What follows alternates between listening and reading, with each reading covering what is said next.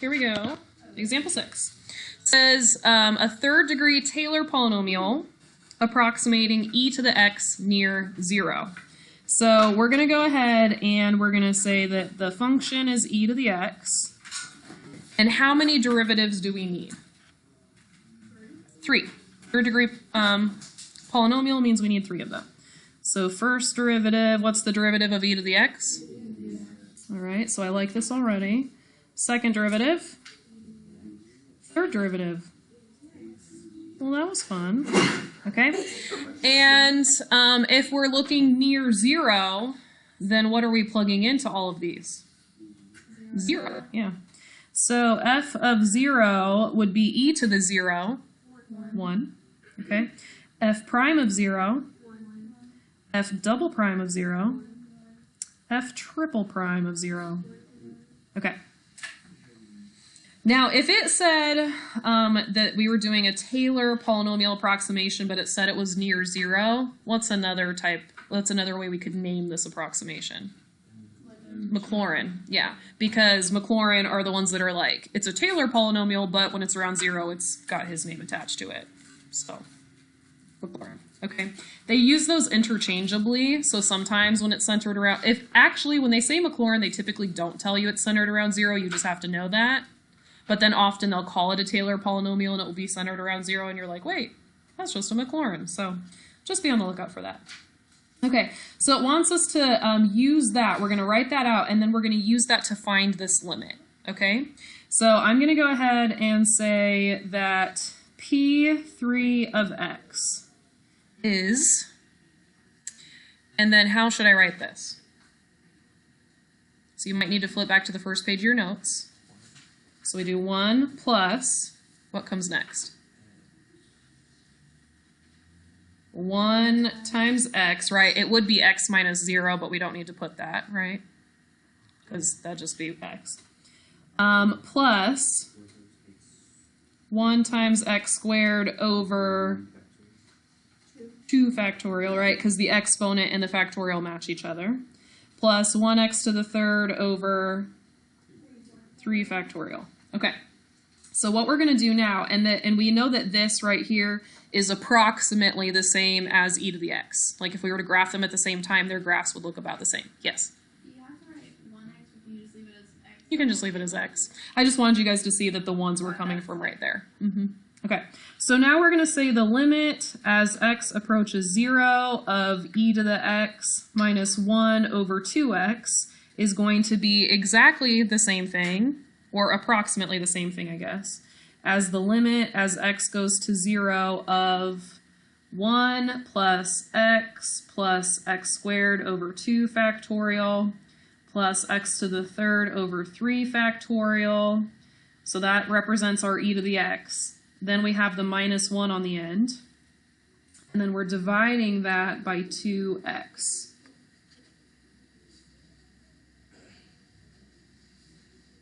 So I took this part right here is my polynomial approximation for e to the x. So all I did is I wrote out e to the x minus 1 over 2x. I just used a polynomial approximation instead of the curve. L'Hopital's is how you would have done that prior to this. So this is kind of like if somebody said don't use L'Hopital's but solve this limit, you'd be like, oh, let me use a Taylor polynomial. Yeah, it's just another way of doing the same thing. Yes? These, your FRQ for the BC will definitely have one of these, without question. Once we work with these a lot, you'll get to the point, there's a couple of them that are very common, you'll get to the point where you start to memorize them. So these will be something that will become more recognizable. All right, so if we simplify this a little bit, you can see that the 1 on the end and this one right here cancel out. And so I can go ahead and say now I've got the limit as x approaches 0 of x plus x squared over 2 factorial plus x to the third over 3 factorial. And that's being divided by 2x. And is it possible for me to simplify that a little bit further? Yeah, what could I do? Yeah, there's an x on the bottom. and the top has x's in every piece, and so I could take out one x on the bottom and then take an x out of every piece on the top. So if I divide by x, this is going to become a 1, this is going to become just an x, this is going to become an x squared, and then that x is going to go away. So now we have the limit as x goes to 0 of 1 plus x over 2 factorial plus x squared over 3 factorial, and that is being divided by 2. Okay? And so once we've done all of our simplifying, then we try direct substitution and see if it works. So can we substitute in 0 for x now? We sure can, and what do we get? 1/2. Okay?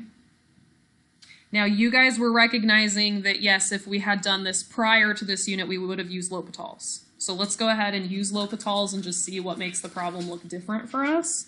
So if we started with the limit as x goes to 0 of e to the x minus 1 over 2x, how do I know that I should use L'Hopital's? Yeah, the top is 0, the bottom is 0. Do you guys remember how we have to write that so that we don't get graded down? Yeah.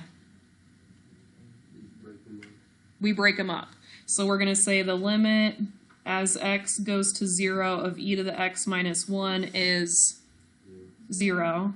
And then the limit as x goes to 0 of 2x is 0.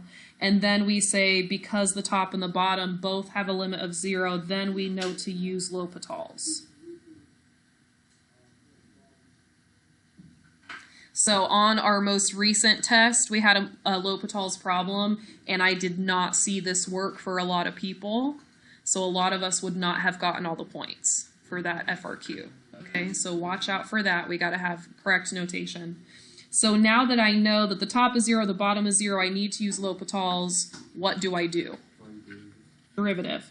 So I have the limit as x approaches 0, and then what's on the top now? E to the x over 2. And at this point, we try direct substitution. Does it work? What does it give you? 1/2. All right, so the part about this that kind of blows my mind is that you can literally take a polynomial that looks nothing like the function, right? E to the x, I'm comparing it with the polynomial 1 plus x squared over 2 factorial plus x to the third over 3 factorial. So I can compare two things that look nothing alike and they're actually the same. Does that seem kind of cool? No? This gets my math brain all sorts of excited. My math brain is like, wow, that's amazing, you know?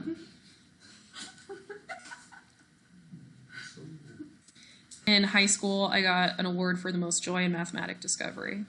So I used to have reactions like that when I was still in high school. And that was enjoyable for my teacher, but not really anyone else. All right. For this next one, there's supposed to be a picture in here, and I forgot to put it. So we're going to go ahead and draw it right now.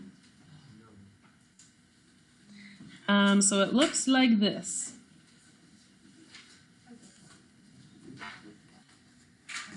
Okay, so there's a picture. You can label it. This is the curve f, the function f of x, or just f. Okay, so it gives you a polynomial function. It gives you a plus bx plus cx squared. And then it asks you what you know about the signs of a, b, and c. So all it's asking is, are those numbers positive or negative? That's all it's asking. So what we're going to do is we're going to relate this back to what we know about Taylor or Maclaurin polynomials. And we can go ahead and just look at the Maclaurin polynomial. How do I know I'm not looking at a Taylor? So compare it with the first page. How is it not a Taylor? Yeah, it doesn't have the x minus c in the parentheses. It just has plain old x, okay? So that tells me that I'm going to compare this with a Maclaurin polynomial. So I'm going to go ahead and write a second degree Maclaurin polynomial is a plus bx plus cx squared. And if we were to compare this with the first page of our notes, then we would know that the a corresponds to what? So look at the very beginning on the first page. F of 0. What does the b correspond to? F prime of 0. And what does the c correspond to? f double prime of 0. So they're asking us, tell me about the original function at 0, tell me about the derivative of the function at 0, and tell me about the second derivative of the function at 0. Okay? So when you look at the function at 0, they're asking you about the y-intercept. Okay? Is the y-intercept positive or negative? Positive, because it crosses up here. Okay? So I'm going to say that a is greater than 0 because the y-intercept is positive. So just to clarify, the picture that they gave us is the function, not the derivative, not the second derivative. It's just the function, okay? All right, now if we consider the derivative at 0, what types of things does the derivative tell us? If it's increasing or decreasing, right? If it's got a slope, like it tells us about the slope. What do you notice about the slope or about the increasing or decreasing? It's increasing, right? This would have a positive slope. So we're going to say that b is greater than 0, and you could say because the graph is, or because the function is increasing, or you could say because it has a positive slope. Two different ways of saying the exact same thing, okay?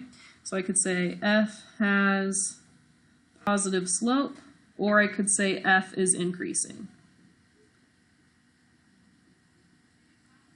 Both of those are good justification for why that's positive. Okay, what does the second derivative usually tell us? Yeah, the concavity. What do you guys notice about the concavity of this picture? Concave down. So what's our conclusion about the sign of C? Less than 0. So C is less than 0, and that's because F is concave down.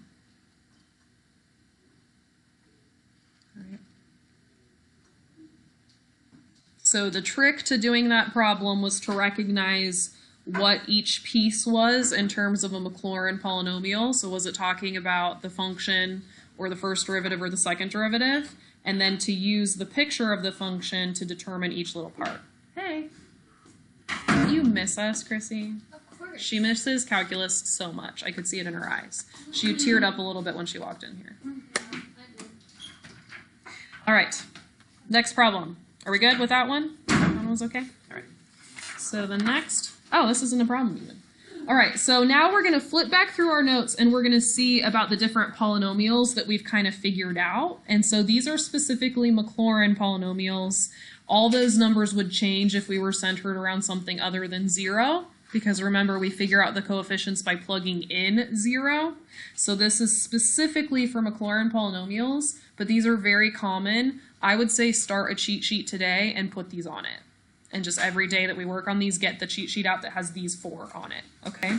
So e to the x, if we look at the problem we just did, here's our pattern for e to the x. So we're just gonna go ahead and write this one down. We're gonna say that e to the x is approximately the same as the polynomial 1 plus x squared over 2 factorial plus x to the third over 3 factorial, etc., etc., etc. And what we're going to do here is we're going to follow it out and we're going to write the nth term so that you guys know like the general pattern, okay? So the nth term would be x to the n over n factorial. Okay, for sign, you're going to have to look back in your notes to, let me see if I can find it. Example number 2. Example 2 is where we did sign. Okay, so for example 2, and we don't want to include all the zeros. We're going to not write down any of the 0 ones. So the first term that you could see if you look at example 2 is we can see x, right? And then after that you have a 0 term, and then you have minus x to the third over 3 factorial, right? And then we have plus x to the 5th over 5 factorial. And then we have minus x to the 7th over 7 factorial. And so if we continue this pattern out, our signs are going to alternate, right, between positive and negative. And so how do we write that? Okay, so we're going to say negative 1 to the n, and we do want to make sure that it ends up being the right And it ends up starting with the correct if it's positive or negative, okay? So we're gonna write this for now, and then once we finish what we think our nth term is, we're gonna go back and just make sure the positives and negatives match up with what they should be, because I don't know if it should be n or n plus 1, right? Because it could be either. Okay, so we're gonna say -1 to the n for now, and then how do we get only odd numbers for the exponents? We're gonna say x to the... We're going to say 2n plus 1. Does that sound familiar? That would be from in the video when I taught you guys about sequences. That was your way of getting an odd number. So 2n plus 1 divided by, and then what should we put on the bottom?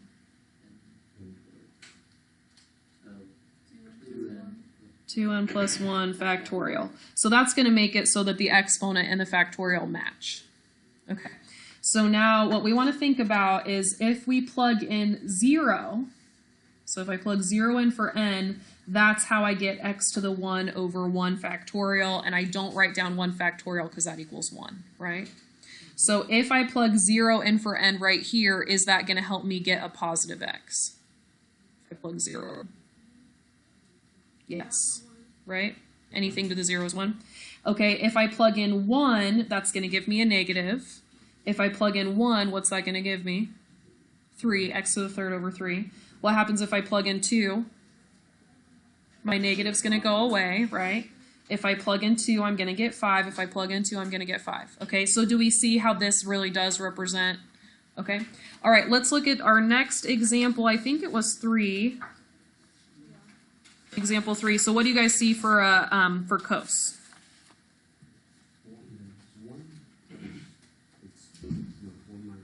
1 minus, I was looking at the wrong one. I was like, what? I was looking at example 2 again. Okay, 1 minus x squared over 2 factorial plus x to the 4th over 4 factorial minus x to the 6th over 6 factorial. All right. And so what would our nth term be? -1 to the n. X to the 2n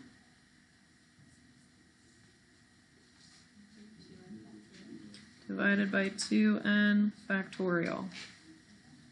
Okay, so our first term would happen if we plug in 0, right? Because there's not an x there at all on the first term, so that's why we're starting at 0, okay?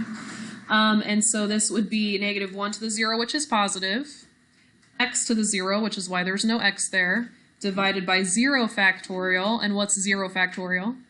1, okay, so that works. And then if we plug in 1, we get a negative, we get squared, and then over 2 factorial. And then if we plug in 2, then we'd get squared, which is why it's positive, to the 4th over 4. Okay, so it works if we plug those numbers in. All right, the last one we have not done yet, but it actually matches, sorry guys. It matches up with a geometric sequence. So if we write this, hold on, let me make sure I don't botch it and I explain it. There we go. It matches up with the geometric formula for an infinite sum. So it's kind of like saying the sum is a 1 over 1 minus r. Can you guys see that? How it matches up with that? So if we compare these, what's your first term?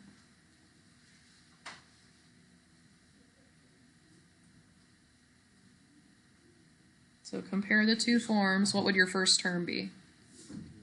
1, right? Because the 1 is on the top.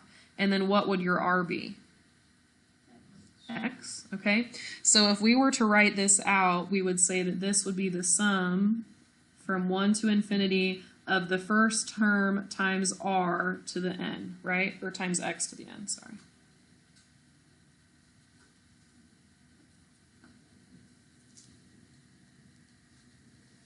Right, so first term, the r value. Can you guys see that?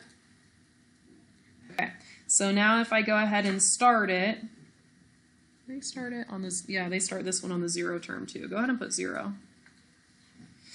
And that could be a note that we write to ourselves, since we're so used to starting these on the first term. I'm going to write for all of these, start with n equals 0. Okay. So we would say that the first term is 1 plus 1x to the first plus 1x to the second plus 1x to the third, x to the fourth, etc. And then we could say x to the nth.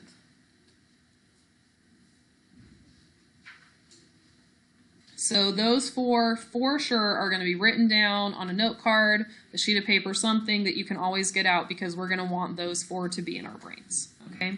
We also could have found this one the same way that we found the other ones by taking the original function and then finding the first derivative, finding the second derivative, finding the third, finding the fourth, and then plugging in 0, and we would have ended up getting the same thing. Okay, so if you guys at some point want me to show you how to do that, we can do that. This way is just a lot quicker than doing all those derivatives. Okay. All right, so example 8 says, using the above polynomials, find the first 4 non-zero terms. The reason they said non-zero is because they wanted us to use this. They didn't want us to have the in-between terms that we left out. Okay, so whenever they talk about non-zero terms, you already have those. We didn't write down the zeros. Okay, so find the first 4 non-zero terms of the Maclaurin polynomials for sine of 2x, x cos x, and 4e to the x squared. So these are kind of typical problems that you would see, and all you're going to do is you're going to manipulate these to either have something plugged in for the x, or to take it and multiply it by something in the front, like put a coefficient in front of it or whatever. Okay, so we're going to start off by saying g of x is sine of 2x. And so I'm going to say that g of x is approximately, and then I'm going to go ahead and start writing this polynomial. So I'm using sine x, but instead of having just an x right here, I'm going to put a 2x in for all of those x's. Okay, because this polynomial represents sine of just x, and I want it to be sine of 2x. So I'm going to write 2x minus 2x to the third over 3 factorial plus 2x to the fifth over 5 factorial minus 2x to the 7th over 7 factorial plus ... and then I'm going to have negative 1 to the n times 2x to the 2n plus 1 over 2n plus 1 factorial.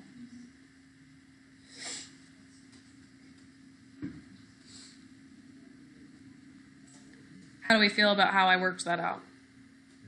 Okay.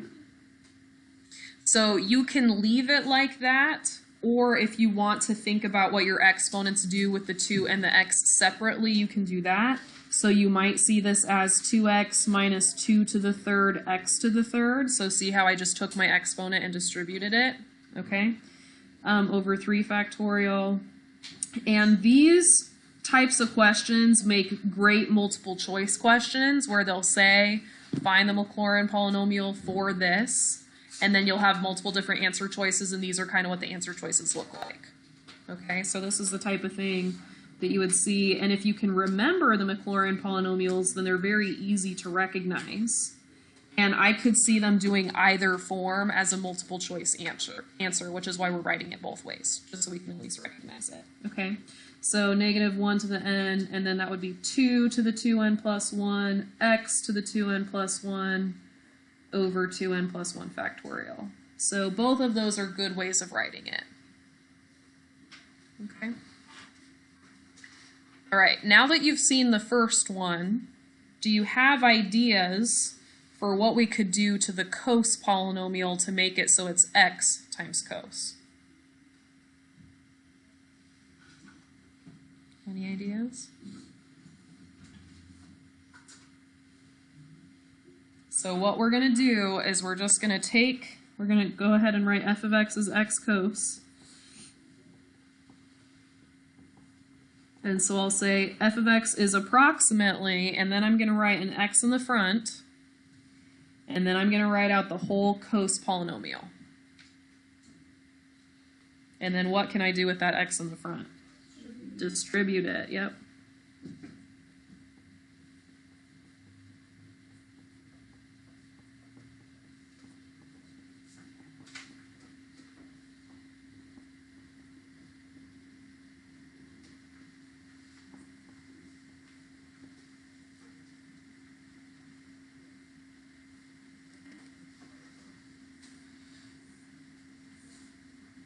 So that would give me x minus x to the third over 2 factorial plus x to the fifth over 4 factorial minus x to the seventh over 6 factorial.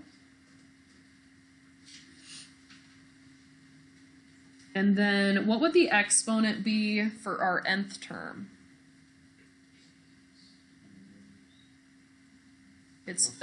It'd be plus 1, yeah, so it'd be x to the 2n plus 1. And that's because we would have x to the 2n multiplied by x to the 1. And so we add those exponents together and we get 2x plus 1. And then still divided by 2n factorial. Okay. Any ideas what we're going to do for the last one?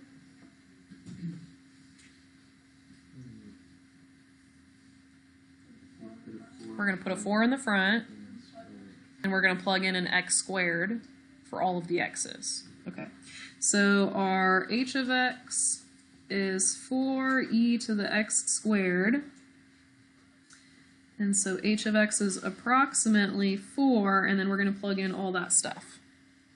So e to the x is 1 plus x, but instead of x, I'm going to write x squared, plus x squared over 2 factorial, so I'm going to write x squared squared, plus x to the third over 3 factorial, so that's going to be x squared to the third over 3 factorial. And then we have x squared to the n over n factorial.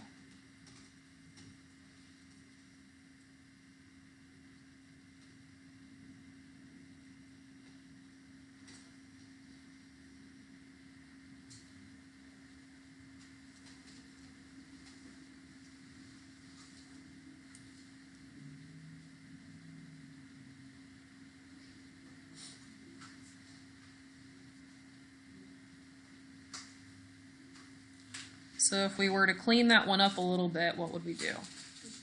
Okay, distribute the 4, and then for each term we could figure out our new exponents.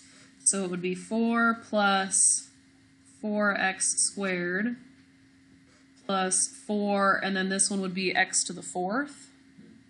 So x to the 4th over 2 factorial, and then 4, and then this one would be x to the 6th.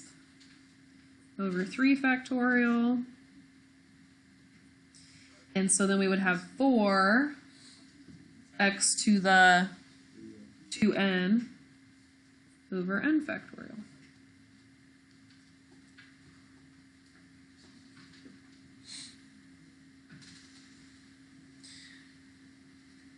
All right, brains are okay?